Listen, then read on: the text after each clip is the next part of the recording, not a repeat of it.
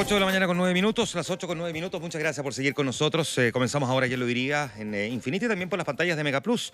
Gracias por estar con nosotros en esta transmisión conjunta desde los estudios de Mega Media. Vamos a conversar en el comienzo del programa este día lunes con el diputado del Partido Socialista, Marcelo Díaz, quien está con nosotros en el estudio. ¿Cómo le va, diputado? Muy bien, gracias Juan Manuel nuevamente por la invitación. Diputado, primero, ha sido bien cuestionada la entrevista al presidente Sebastián Piñera en el diario La Tercera.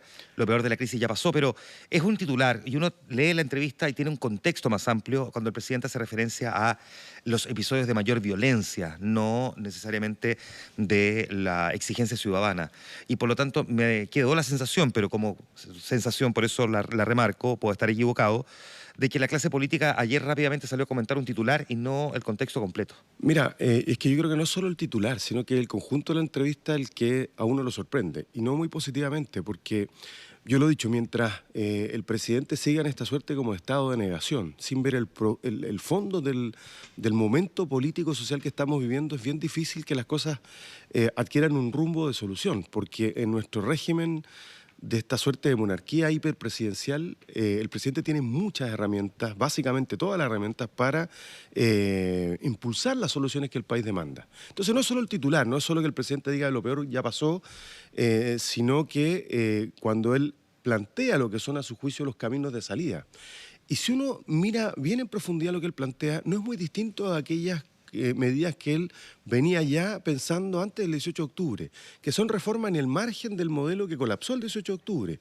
Nos sigue hablando de reformas a FONASA, nos sigue hablando de reformas a la ISAPRE, pero hoy día se hace un adelanto, es decir, mira, vamos a ponerle plazo a las atenciones en FONASA. Claro que puede parecer una tremenda buena noticia, pero ¿qué significa eso? Que vamos a seguir presionando fuertemente el déficit público, porque eso significa entonces que las atenciones se van a tener que resolver el sistema privado, lo que significa una transferencia de recursos públicos al sistema privado y por tanto la pauperización del sistema de salud público, cuando en realidad estamos planteando desde Renovación Nacional al Partido Comunista cambiar el sistema de salud por uno distinto, avanzar hacia un modelo como el británico, un seguro único de salud de carácter solidario, no estos dos sistemas, Pero por ejemplo. no me queda claro, en la entrevista el presidente se niega completamente a tener un sistema único. Lo que él plantea es una solución inmediata para los problemas de ahora, porque esa otra discusión, aunque queramos lo contrario, va a ser de largo plazo y la implementación también. Es que tú podrías hacer dos cosas, que uno podría comprenderlas. Una estrategia de dos velocidades, decir, mire, vamos a inyectar recursos extraordinarios y eso requiere otra conversación. A propósito de otra entrevista ayer, que yo creo que es la entrevista de Ricardo Lago, que también abre una discusión, y es, ¿son suficientes los 2.300 millones de dólares que recauda la reforma tributaria acordada hasta ahora en el Senado? Yo creo que no. Porque tú podrías decir, mire, vamos a inyectar recursos extraordinarios para poder resolver, mientras acordamos un nuevo sistema de salud, las necesidades más urgentes que hay en materia sanitaria en Chile, particularmente el sector público.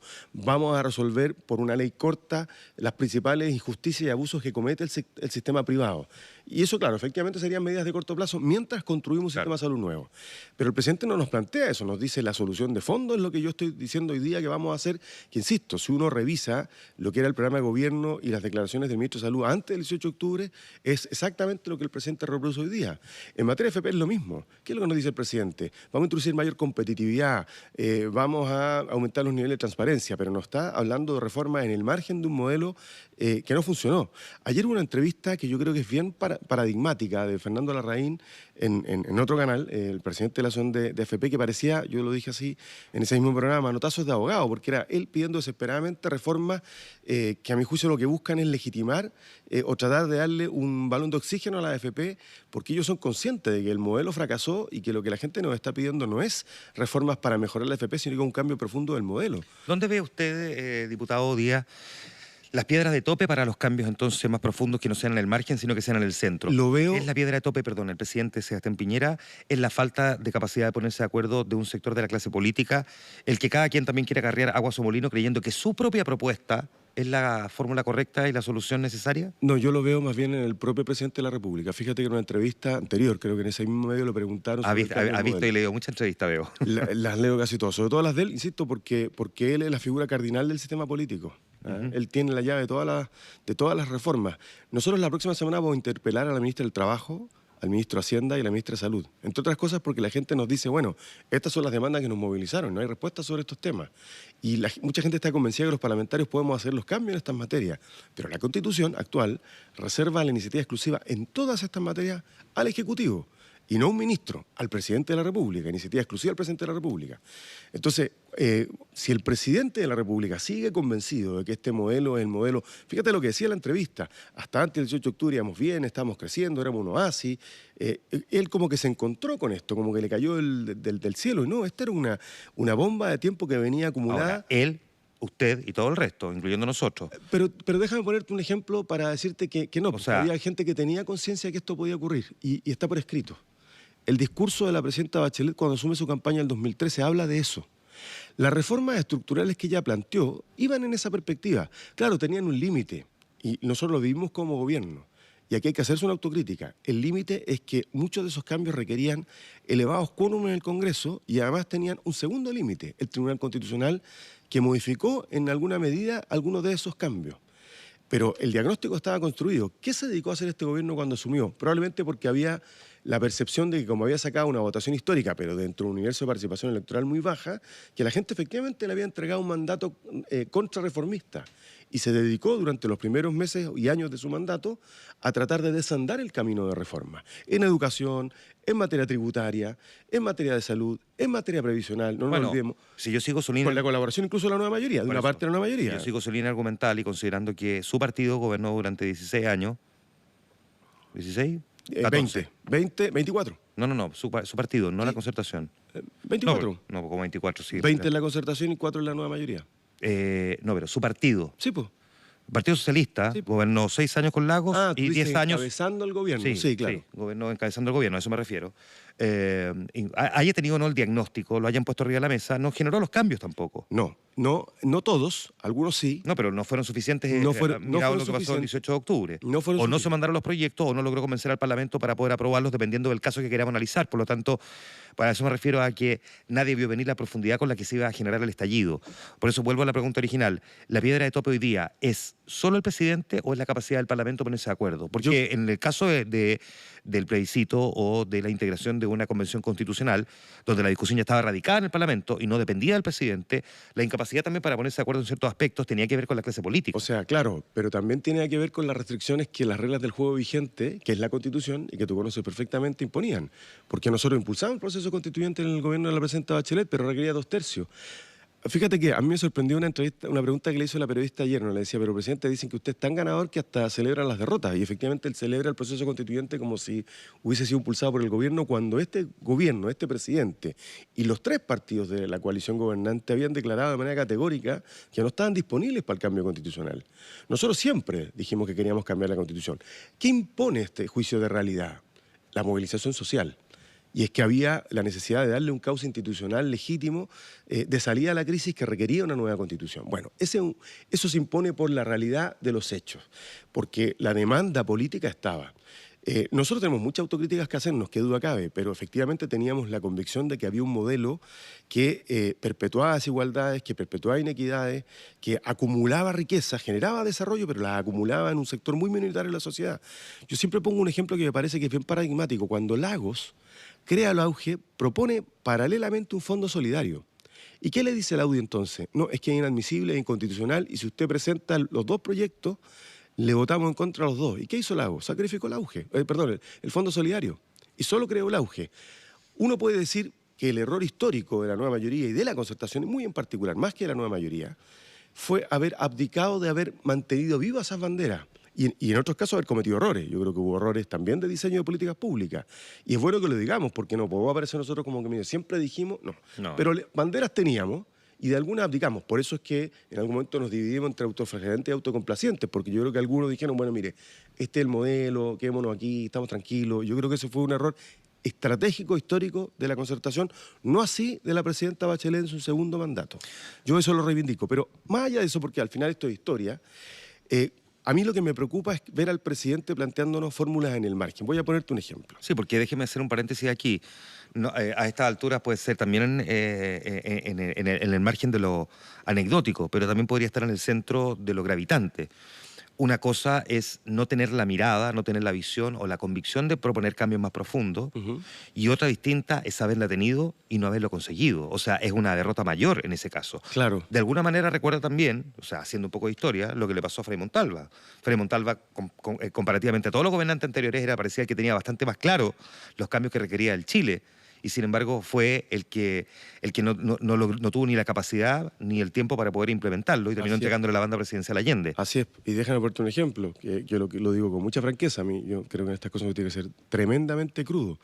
Cuando impulsamos el proceso constituyente, yo recuerdo que todos los partidos de la mayoría, todos, cuando digo todos, nos dijeron en una reunión del comité político que la presidenta Bachelet, yo era el ministro a cargo de este proceso, Así es. ¿para qué lo van a hacer? Si tenemos poco capital político, es un lío, es un problema. Y fue la convicción del gobierno y de la presidenta la que dijo, vamos a hacerlo igual porque es un compromiso y es necesario. Claro, pero no necesariamente ¿Ah? es una virtud haber tenido la visión o la voluntad, sino que cuando no se consigue también es de alguna manera un fracaso. Que evidentemente no tuvimos la capacidad de convencer a aquellos que tenían la llave. Ahora, ojo, en democracias normales, en democracias sin constituciones tramposas como las actuales, tú no tienes que convencer al que tiene el poder de veto que te dé la pasada para hacer la reforma. Aquí sí. Eso es parte de las cosas que van a cambiar con la nueva Constitución. Nadie va a tener ese poder de veto que hoy día tiene una minoría. Esa es una cosa bien importante. Ni al Tribunal Constitucional, que es como, te fue mal en el Congreso, vamos a la FIFA, que es el Tribunal Constitucional. Pero eso no nos debe hacer evadir nuestras propias responsabilidades. Pero me parece importante poner negro sobre blanco, porque yo he leído mucho, con mucha atención, ese discurso de la presidenta Bachelet del 2013, porque creo que es paradigmático de una comprensión de lo que se venía. Ahora, que de ello se deriva que no tuvimos la capacidad como coalición, más que la propia presidenta, de haber comprendido que ese era un diagnóstico certero. Acuérdate que el debate era que habíamos leído mal a Chile, que en Chile no había malestar, que lo que la gente quería era más incorporación a la sociedad capitalista. Hubo una encuesta de la UDP ¿Ah? que decía que a lo mejor una sobreinterpretación Exacto. de lo que la gente estaba pidiendo. Exacto, y yo creo que no, porque hubo una demonización de las reformas, cuando en realidad la gente sí pedía cambios de fondo, en fin, pero partamos de la base de que eso no exime de errores ni a la concertación, ni a la nueva mayoría, ni sin duda a mi partido, que ha gobernado una buena parte de este periodo. Pero estamos donde estamos y hoy día la gente nos pide reformas profundas. Entonces, cuando el presidente nos dice, mire, vamos a hacer reformas a FONASA y a ISAPRE, lo que nos está diciendo es vamos a hacer reformas en el marco de un modelo donde, por ejemplo, la ISAPRE nos dicen es que no estamos para recibir enfermos. Yo escucho desesperadamente al presidente de la asociación de AFP diciendo hagan reformas urgentes porque necesitan validar el modelo. Hoy día sale una encuesta de la academia que dice que la gente quiere que el 5% vaya a sus cuentas individuales. Pero ¿y si le hiciéramos otra pregunta a la gente? Le dijéramos, mire, para construir un modelo que permita que usted tenga una pensión que se parezca en al menos un 60 o 70% a su última remuneración y por tanto que su jubilación no lo traslade de su realidad económica final a condiciones de pobreza, que es lo que le pasa a un profesor que gana 1 millón de pesos, que si se jubila hoy día pasa de ganar 1 millón a 300 lucas, pasa a ser un profesor de ingresos medios a un jubilado pobre, yo creo que le daría lo mismo si va al 5%, el 10%, el 12%, el 10%. Ese es el punto. Y respecto de esos temas, salud, pensiones, ingresos, ni el presidente ni el gobierno han hecho pronunciamientos sustanciales. Déjame preguntarle, diputado Marcelo Díaz, conversamos con el diputado Marcelo Díaz del Partido Socialista, ¿es de los que piensa que la violencia en las calles va a volver en marzo? Yo pienso que es un serio riesgo. Es un serio riesgo porque a mí lo que me transmite la gente, y yo sigo en terreno, de hecho estuve el sábado, por ejemplo, recorriendo los cerros de Valparaíso que fueron afectados por el incendio, es que sienten que no han ganado nada. Valoran el proceso constituyente, pero saben que es una promesa a futuro y, a diferencia de lo que algunos creen, que subvaloran la conciencia cívica de nuestro pueblo, la gente sabe que la Constitución no es la llave de todos los problemas, que se requieren otras medidas. ¿Cómo los convence usted de que la gente que siente que no ha ganado nada, llevamos solamente 70 días de un proceso de adaptación a esta nueva realidad? Nos llevamos 2 años. Lo que ellos esperan son reformas concretas. Reformas concretas, cambios concretos. Por ejemplo, esperan que nosotros modifiquemos la ley del sueldo mínimo porque tienen plena conciencia de que si no hacemos nada, en marzo el sueldo mínimo va a subir 2,5%, que es insuficiente. No entienden que no hayamos sido capaces. Déjame ponerte un ejemplo. Antes del 18 de octubre, el gobierno se negaba a que las pensiones básicas solidarias aumentaran al 20%, decía que no había plata para eso. Un mes después ofrecieron 20% y terminamos con 50%. Y no reconoce había ahí plata. que efectivamente hay un...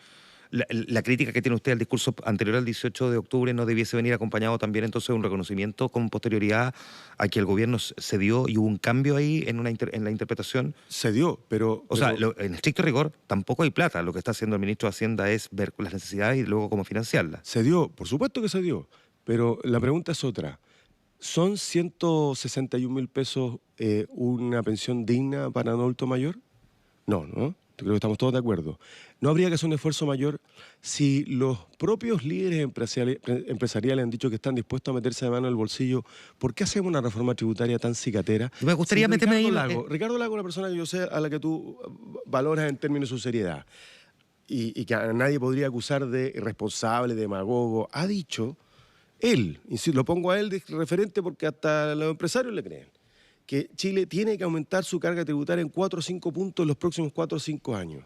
¿Por qué el gobierno no asume esa propuesta que nos permitiría recaudar más de 2.300 millones de dólares? ¿Se ha cerrado? Porque no tengo tan claro que el ministro de Hacienda actual se haya cerrado a esa discusión. Tengo más bien la idea de que, terminado de recoger todas las necesidades y ver hasta qué punto esas necesidades requieran de un financiamiento, se va a tener esta discusión. Y tengo la sensación... No, él ha dicho que está dispuesto a armar una mesa técnica para discutir sobre las diversas exenciones tributarias que existen.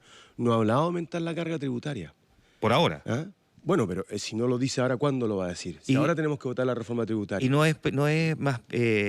Por eso lo vamos a interpelar. A lo mejor... Perdón, no es más conveniente políticamente, no es más conveniente técnicamente, no es más conveniente socialmente que la discusión respecto de una reforma tributaria más profunda no se tenga ahora, que se financie con deuda incluso durante los siguientes 2, 3, 4, 5 años, como ha dicho, como también ha dicho el presidente Ricardo Lagos, y que esta discusión de una reforma más estructural, que tiene un impacto económico también, así es, se tenga no en el centro, no en el medio de la crisis, sino que una vez que puestas las soluciones y empezado a aplicarlas, aunque se tengan que aplicar con endeudamiento, luego se financian a través de una reforma... Yo he hablado con gente como Rodrigo Valdés, creo que no hay ninguna infidencia la que voy a decir, incluso antes de la votación del proyecto de aumento de las pensiones básicas solidarias, y él me decía que el gobierno ya había hecho, que no había razón para esta gradualidad de entre 80 años, 70 años, y que era perfectamente posible financiar en un solo acto, en un 50% del aumento de todas las pensiones. Y efectivamente había margen para deuda y margen para una reforma tributaria. Claro que se puede hacer en 3 tiempos y ojalá que el ministro la próxima semana nos diga, mire, estamos dispuestos a hacerlo en 3 tiempos.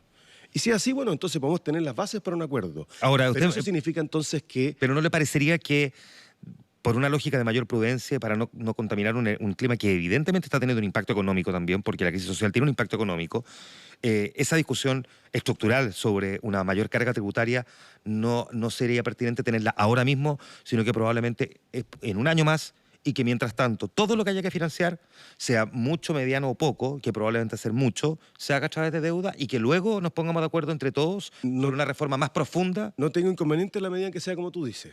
En un año más hacemos la reforma tributaria, pero nos ponemos de acuerdo a dar cuál es el principio. El principio es que Chile debe aumentar la carga tributaria. Segundo, hoy lo hacemos mediante deuda pública, pero entonces, cuando discutamos los proyectos concretos, empecemos a discutir los mínimos civilizatorios, de los mínimos de dignidad.